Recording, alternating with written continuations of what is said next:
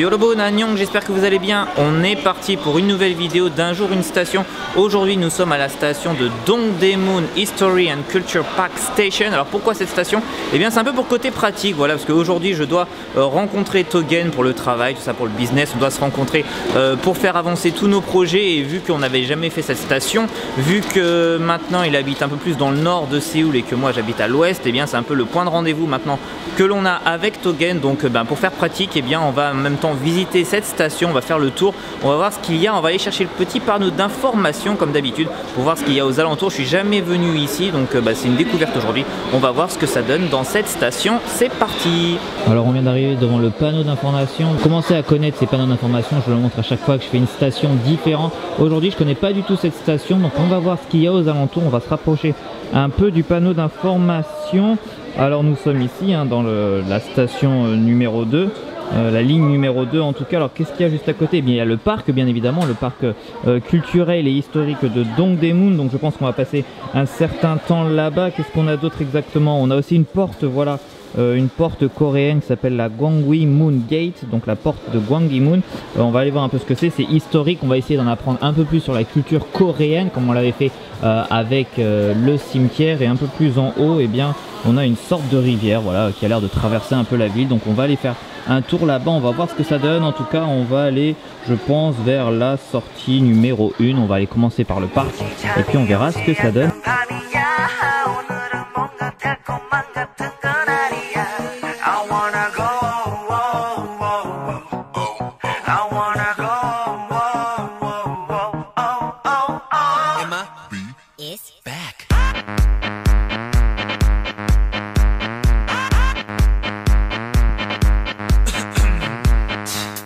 Alors on vient juste d'arriver à la sortie numéro 1 de cette station assez particulière et on arrive bien sur une sorte de dôme. Alors je ne sais pas trop ce que c'est pour le moment, il me semble, j'ai entendu dire que c'était un musée d'art, donc on va aller voir si c'est vraiment ça. On va aller marcher autour, apparemment sur le musée, en tout cas sur les toits qui sont autour de nous, il y aurait un petit parc. Voilà, ce n'est pas vraiment un parc complètement naturel, c'est un parc qui a été créé, je pense, au moment où il y a eu la construction de cet édifice. Je suis en dessous de l'édifice et si on fait un 360 degrés, eh bien vous allez voir, voilà, il n'y a pas grand chose, il y a là un petit magasin cacao, si vous connaissez l'application, eh bien il y a des magasins pour acheter des petites choses.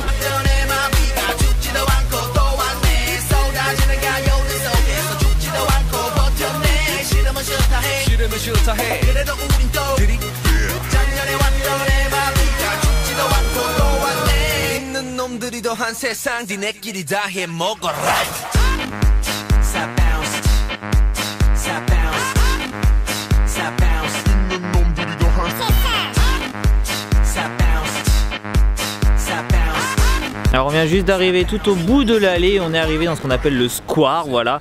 On est clairement entouré, voilà, d'arbres. C'est peut-être pas la bonne saison parce que clairement si vous voyez sur les images, voilà, les arbres ne sont pas trop en fleurs. Juste derrière moi, vous allez voir, je tourne pour vous montrer un peu la place. Juste derrière moi, voilà, il y a quelques cerisiers qui sont en fleurs. Ce n'est pas le plus bel endroit pour voir les cerisiers en fleurs, mais c'est vrai que c'est un petit parc, voilà, ça a l'air d'être un petit parc qui a été créé juste au-dessus, voilà, de tous ces bâtiments. Alors ce n'est pas exceptionnel, clairement ce n'est pas le plus bel endroit que vous pouvez trouver à Séoul, mais c'est assez reposant. Vous avez vraiment, voilà, comme d'habitude, des énormes buildings juste ici. Vous voyez des énormes buildings qui pour certains renferment des centres commerciaux. Donc vous voyez une allée de terre, je ne sais pas où ça emmène, on va un peu marcher, je vais voir s'il y a quelque chose d'assez intéressant à filmer ou pas. En tout cas c'est le premier endroit à visiter. Alors bien évidemment on ne va pas aller à l'intérieur du musée, je vous avais dit que dans ce dôme là qui est juste à côté de moi, eh bien à l'intérieur il y avait des musées, notamment des musées d'art. Donc si ça vous intéresse, eh bien c'est l'endroit où il faut aller. Et puis juste après votre visite du musée, vous pouvez venir dans ce petit parc. En tout cas nous on va continuer à marcher, on va aller du côté de la porte coréenne que je vous avais parlé au tout début de la vidéo. On va voir ce que ça donne, est-ce qu'on va en apprendre un peu plus sur l'histoire coréenne? Eh bien on va voir ça dans un instant.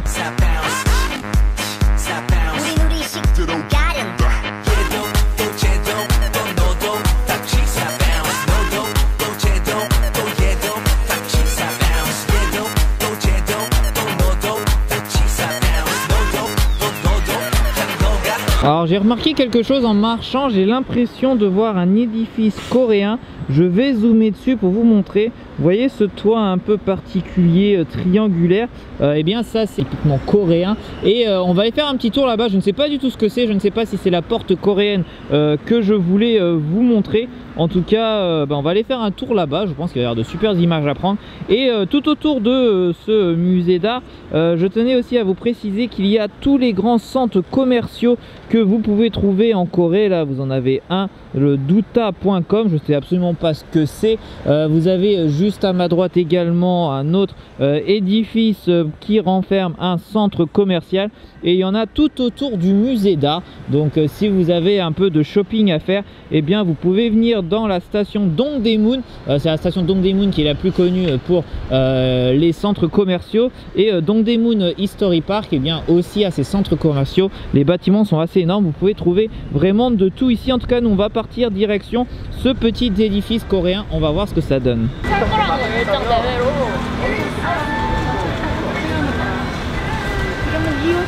Alors il semblerait qu'on soit arrivé dans le temple de la mode. Alors je ne sais pas du tout ce que vraiment ce qu'ils appellent mode ici, hein. Vous pouvez voir clairement les étalages de vêtements. Ce n'est absolument pas du Calvin Klein, Dior ou n'importe quelle autre marque hyper commune. Ça a l'air d'être des vêtements assez vieux pour des personnes assez âgées. Mais bon, c'est apparemment le temple de la mode.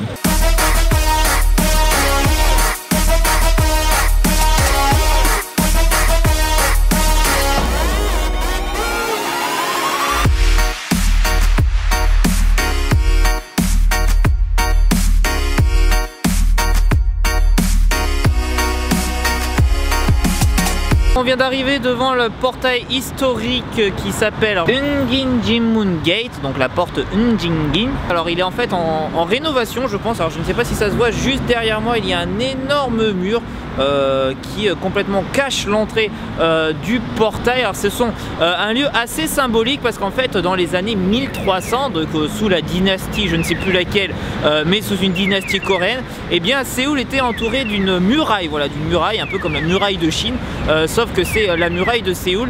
Et eh bien il y avait des portes bien évidemment pour pouvoir y rentrer, pour pouvoir avoir accès à l'intérieur de la ville de Séoul. Et ah, je ne peux pas passer par là, très bien. Et en fait dans tout Séoul, eh bien vous avez ces grandes portes un peu éparpillées tout autour de la ville. Il y en a, je ne sais pas combien, mais il y en a. Et je voulais vous en montrer une. Alors il me semble qu'il y en a une autre de l'autre côté du musée d'art. On espère que celle-ci sera ouverte. On va faire le petit tour, voilà, vite fait, pour voir si on peut voir un petit peu mieux cette porte. Et c'est vrai que c'est assez impressionnant de s'imaginer un peu Séoul entouré d'une énorme muraille et se dire que comment ils pouvaient vivre à cette époque. Eh bien vous pouvez le voir dans les dramas. Alors voilà, juste derrière moi vous avez cette fameuse porte. Elle est entourée d'un mur, on ne peut pas aller à l'intérieur vu que c'est en rénovation. C'est bien dommage, j'avais vraiment envie de vous montrer ça. Et ce que l'on peut voir également sur le côté, je ne sais pas si ça se voit bien d'ici, qui monte tout là-haut, et bien c'est, je pense, le mur qui entourait Séoul à l'époque, voilà, de cette dynastie coréenne en 1400 environ de notre ère. Et c'est vrai que c'était pas du tout prévu, voilà, lorsque je viens faire un jour une station, je ne connais pas trop l'endroit, et c'est vrai que ça permet, voilà, de découvrir des petites surprises. Voilà, on a une petite surprise, une petite porte coréenne que l'on n'avait pas prévue. Il ne me semble pas que ça soit celle que je vous ai montrée sur le plan. Celle que je vous ai montrée sur le plan, on va y aller tout de suite après. Mais je sais pas si vous vous rappelez au tout début de la vidéo, sur le panneau d'information, je vous avais montré une petite rivière qui traversait Séoul. Eh bien on va y aller tout de suite parce que c'est juste à côté en fait de cette porte coréenne. C'était pas du tout prévu, je pensais faire ça en dernier. Et bien ce sera l'autre porte coréenne que l'on fera en dernier dans cette vidéo. Maintenant on va aller faire un petit tour dans des petites rues, voilà, qui sont juste à côté, qui m'ont l'air bien sympa, en tout cas très coréennes. Et après on va aller du côté de la rivière pour vous montrer un peu le lieu où certains Coréens le week-end viennent se promener en couple ou avec leur famille pour prendre un peu d'air, pour voilà, avoir un peu d'air frais dans cette ville plein de stress. Alors, vous avez des restaurants typiquement coréens. Vous avez juste à coulisser la porte et vous rentrez dans ce genre de petit restaurant. Alors ça ressemble à des petits boui-boui tenus souvent par des Ajuma ou des Ajushi. Et bah, c'est vrai que c'est assez sympa au niveau de l'architecture, au niveau des lumières. Vous voyez vraiment de sortes de choses que vous ne voyez absolument pas en France. Regardez, vous avez encore un petit restaurant. Alors personnellement j'ai pas trop envie d'aller manger là-bas, mais ça a l'air plutôt sympa, ça a l'air plutôt bon, que vous pouvez voir sur les images. Alors clairement la population ici a carrément au-dessus de 40-50 ans pour la plupart d'entre eux. Donc ce n'est pas un quartier de jeunes. Regardez, il est là avec sa petite moto, ses petits radis, il va bien, tout va bien pour lui. J'ai l'impression d'être dans une autre époque en fait, j'ai l'impression que ça date de 50 ans. Donc c'est vraiment assez bizarre, c'est assez marrant en fait. Voilà, apparemment vous avez le rue de la chaussure. Je ne sais pas si ça se voit bien à l'image, mais c'est complètement entouré de chaussures. On va rentrer vite fait. Vous allez voir, il n'y a que des chaussures. Des magasins de chaussures, des magasins de chaussures et des magasins de chaussures. Regardez-moi ça. On est entouré de paires de chaussures. Ouais, franchement, juste visiter ça, faut venir au moins une fois dans votre vie. Regardez-moi ça, toutes ces paires de chaussures.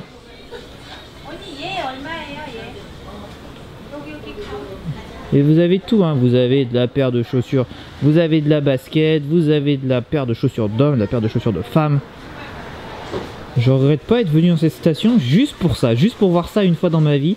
Des étalages de chaussures. Regardez, il y a des chaussures partout, partout, partout. Je ne sais pas jusqu'où ça va. On va continuer à marcher, on va aller jusqu'où. Peut-être qu'on aura une autre surprise. Regardez, il y en a partout, il y en a partout.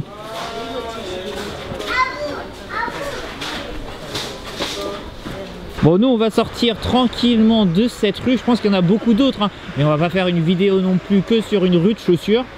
Même si la plupart d'entre vous rêveraient de pouvoir en acheter des dizaines et des dizaines. On va continuer et là juste en face, alors vous ne voyez pas très bien, mais en fait il y a la rivière qui est juste en dessous de nous.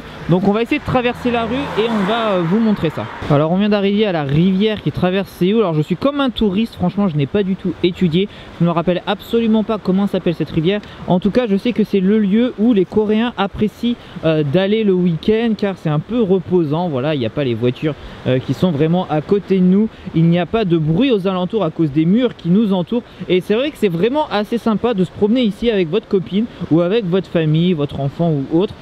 C'est vraiment sympa, c'est un peu de verdure, voilà, dans cette ville de béton, hein. Comme vous pouvez le voir, vous avez les grands immeubles juste derrière, hein, les grands immeubles du Fashion Town, et vous avez cette petite rivière, voilà, qui traverse tranquillement Séoul à son rythme, sans stress.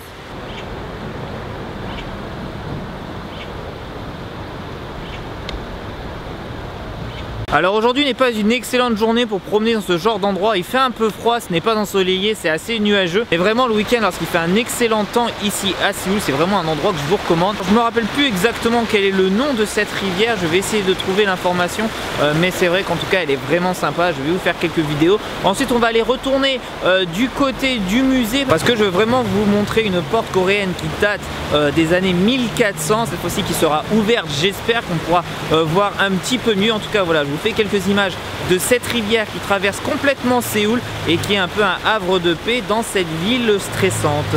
Et là je fais vraiment l'aventurier pour vous proposer les meilleures images possibles.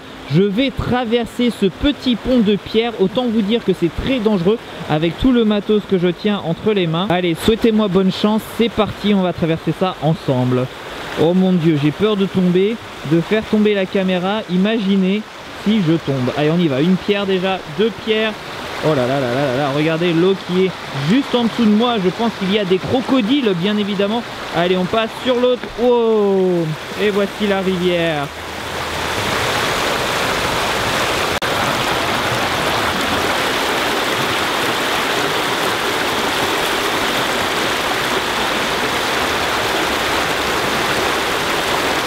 Alors on va pas rester trop longtemps au niveau de cette rivière parce qu'il y a une autre station à Séoul où vous pouvez profiter pleinement de cette rivière. On la montrera dans une nouvelle vidéo d'un jour une station. Ça sera juste à côté de City Hall, mais ce sera pas pour tout de suite. En tout cas nous on continue à marcher, on va faire le tour du quartier et surtout je veux vous montrer l'autre porte coréenne. Alors j'ai vérifié sur un autre panneau d'information, il y a bien deux portes coréennes qui existent aux alentours de Dongdaemun History Park Station. On a vu la première donc qui était en rénovation et là on va de l'autre côté complètement du musée, voilà, d'art qui est juste à ma gauche. Eh bien on va aller voir cette deuxième porte coréenne et puis on verra aux alentours s'il y a des cafés sympas, peut-être un petit restaurant sympa parce que je commence à avoir la dalle. Peut-être qu'on va se manger un petit street food, je sais pas trop ce qu'il va y avoir aux alentours de la deuxième porte coréenne. En tout cas on y va en marchant. Superbe sculpture bien évidemment qui représente l'homme coupé en deux. Alors dites-moi dans les commentaires ce que vous pensez de cette sculpture. Je n'ai absolument aucune idée de quoi ça représente. Alors on peut dire que c'est un humain coupé en deux qui a deux paires de fesses et aucun attribut masculin ou féminin. Donc voilà, dites-moi dans les commentaires ce que vous en pensez.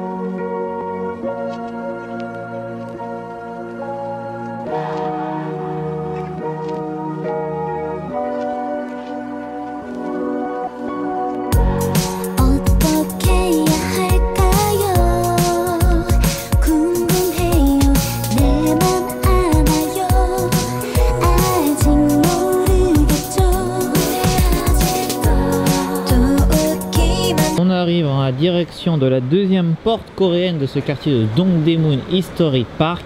Clairement, elle a l'air d'être un peu plus petite que la grande porte que l'on a vue il y a un instant, mais celle-là est ouverte, donc on va pouvoir aller à l'intérieur, on va pouvoir filmer autour, on va pouvoir vraiment voir la muraille qui entourait Séoul il y a de ça quelques centaines d'années. C'est parti.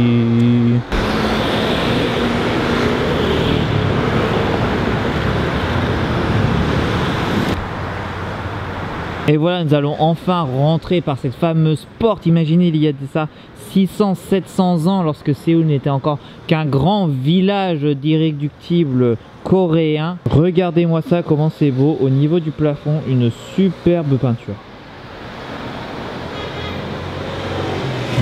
Magnifique.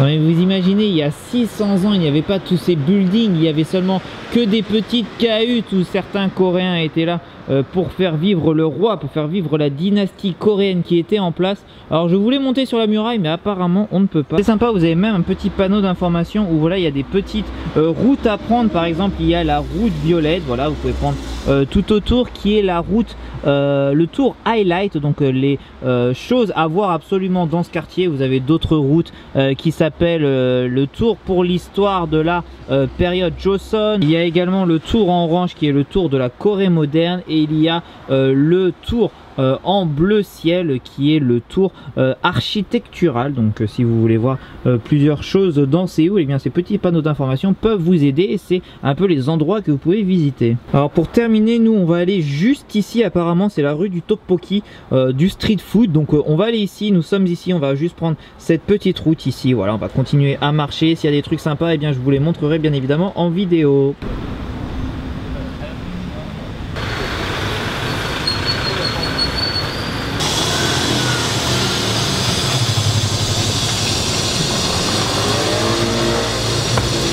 J'ai enfin réussi à trouver la rue du tteokbokki, elle se trouve juste à gauche ici, vous allez voir.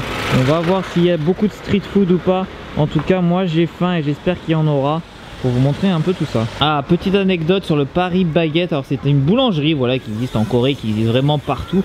Et la première fois que je suis arrivé en Corée, eh bien j'ai voulu aller manger là-bas, pensant que c'était une boulangerie française, alors que pas du tout. C'est une boulangerie qui est bien coréenne et où les croissants sont dégueulasses. Voilà.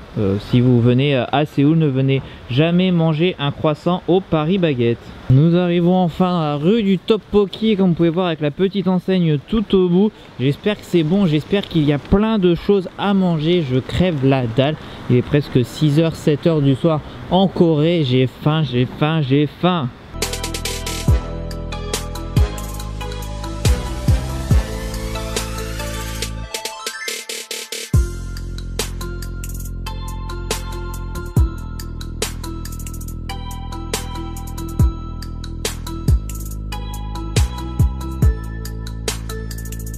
Alors on est dans cette rue du tteokbokki. Clairement je suis déçu, je pensais que ça allait avoir plein de tentes, voilà, avec des petites choses à manger, voilà, du street food, hein, comme on peut en trouver à Hongdae ou autre. Et en fait c'est juste une ruée de restaurants qui s'alignent les uns à côté des autres, sans grande particularité, à part que ce sont des restaurants coréens, mais sinon rien de bien spécial. Je pensais vraiment que ça allait être des tentes, tout ça, mais bon, on va manger autre part, c'est pas grave. J'ai faim, mais on va manger autre part.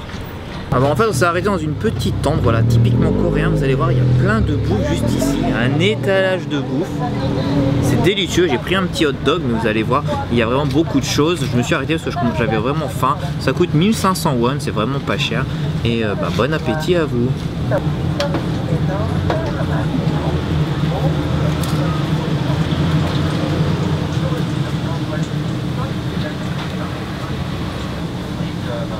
Alors voilà, je me suis commandé un petit hot dog, c'est une saucisse entourée de patates, voilà, on va dire ça comme ça, frit bien évidemment avec un peu de ketchup. Et c'est sur ce superbe hot dog que je vais vous quitter. Merci à tous d'avoir regardé cette vidéo, j'espère que ça vous a plu. N'hésitez pas à partager cette vidéo, laisser un petit pouce bleu, un commentaire. On se retrouve la semaine prochaine pour une nouvelle station dans Séoul. Neil Tashiman Nayang, Annyeong.